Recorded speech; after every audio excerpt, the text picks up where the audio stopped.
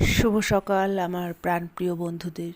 তো বন্ধুরা, আজকে দেখো সকাল সকাল তোমাদের জন্য চাউমিনের একটা রেসিপি করছি।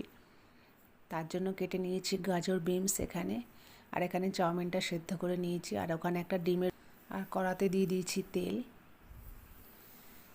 এবার বিনস আর গাজরটা আমি ছেড়ে দিলাম, যেটুকু আছে আমি ছেড়ে দিলাম। দিয়ে এবার কী করবো বলো তো, একটু নাড়াচাড়া করবো।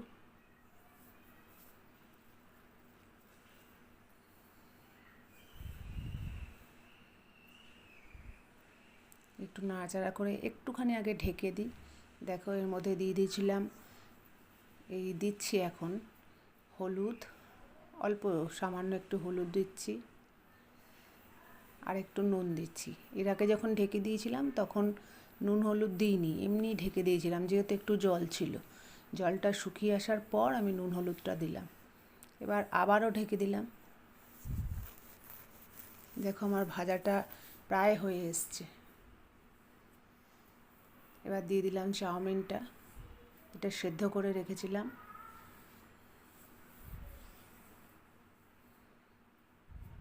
এবার ভালো করে নাড়তে থাকবো, মানে পুরো সবজিটার সাথে চাউমিনটাকে মিক্সড করব।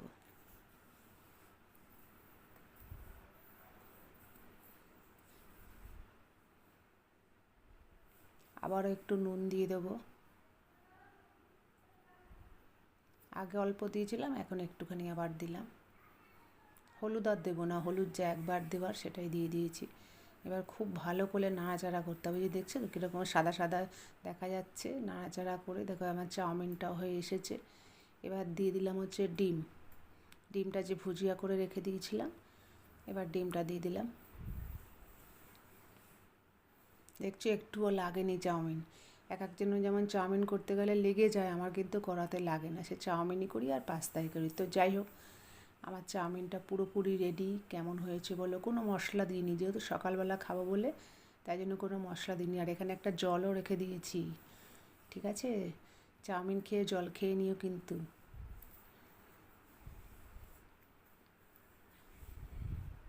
প্লেন চাউমিন করেছি, একদম প্লেন।